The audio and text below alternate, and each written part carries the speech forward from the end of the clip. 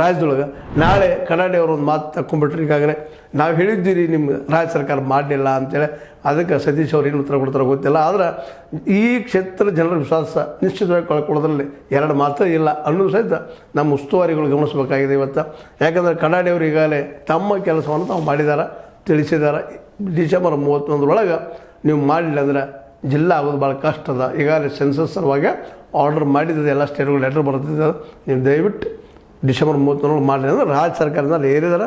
ಇನ್ನು ರಾಜ್ಯ ಸರ್ಕಾರದ ಉಸ್ತುವಾರಿ ಸಚಿವರಾದಂಥ ಸತೀಶ್ ಜಾರಕಿಹೊಳಿ ಅವರು ಏನೇನು ಮಾಡಬಹುದು, ಯಾಕೆಂದರೆ ಜಿಲ್ಲೆಯನ್ನು ಘೋಷಿಸುವುದು ಅನಿವಾರ್ಯ, ಇದು ಮರಿಬಾರ್ದು ಅನ್ನೋಂಥ ಮಾತನ್ನು ಮತ್ತೆ ಹೇಳ್ತಾ ಕನ್ನಡಿಯವರು ಕೊಟ್ಟಂಥ ಈ ಸಲಹೆ, ಕನ್ನಡಿಯವರು ನೀಡಿದಂಥ ಒಂದು ಎಚ್ಚರಿಕೆ ಮುಂದಿನ ದಿನದಲ್ಲಿ ಇದು ಅಪಾಯಕರ ಆಗಬಾರ್ದು. ನಮ್ಮ ಚಿಕ್ಕೋಡಿ ಮತ್ತು ಗೋಕಾಕ್ ಜಿಲ್ಲೆಗಳಾಗೋದಕ್ಕೆ, ಜೊತೆಗೆ ಬೆಳಗಾವಿ ಜಿಲ್ಲೆಯಾಗಿ ಉಳಿಯೋದಕ್ಕೆ ಅನ್ನೋ ಮಾತನ್ನು ಮತ್ತೊಮ್ಮೆ ನೆನಪಿಸ್ತಾ ಕನ್ನಡವ್ರಿಗೆ ಮತ್ತೊಮ್ಮೆ ಜನರ ಮುಂದೆ ತಂದು ಈ ವಿಷಯ ಇಟ್ಟಿದ್ದಕ್ಕೆ ಈ ಎರಡೂ ಭಾಗದ ಜನರಿಗೆ ನಿಜವಾಗಿ ಅವರು ಇವತ್ತು ಸ್ಮರಣೀಯರು ಅಂತ ಹೇಳ್ತಾ H16 ಇದು ಅಂದಂದಿನ ಸತ್ಯಗಳನ್ನು ಜನರಿಗೆ ತೋರಿಸುವಂಥ ಕೆಲಸವನ್ನು ಮಾಡ್ತಾ ಇರ್ತದೆ. ನೀವು ಅದನ್ನು ನೋಡಿ ನಿಮ್ಮ ಅಭಿಪ್ರಾಯ ತಿಳಿಸ್ತಾ ಇರ್ತ ಬರ್ರಿ, ಅಭಿಪ್ರಾಯ ಜೊತೆಗೆ ವಿಚಾರಗಳನ್ನು ಹಂಚ್ತಾ ಇರುತ್ತೆ ಬರ್ರಿ ಅಂತ ಹೇಳ್ತಾ ಇದು ನಿಮ್ಗೆ ಲೈಕ್ ಮಾಡಿ, ಶೇರ್ ಮಾಡಿ, ಕಮೆಂಟ್ ಮಾಡಿ, ಜೊತೆಗೆ ಸಬ್ಸ್ಕ್ರೈಬ್ ನಿಲ್ಲಿಸಬೇಡ್ರಿ. H16 ನ್ಯೂಸ್ ಅರ್ಥಾತ್ ಹೇ ಸೀತಾರಾಮ ಸತ್ಯದ ಕೈಗಳಲ್ಲಿ ವಂದನೆಗಳು.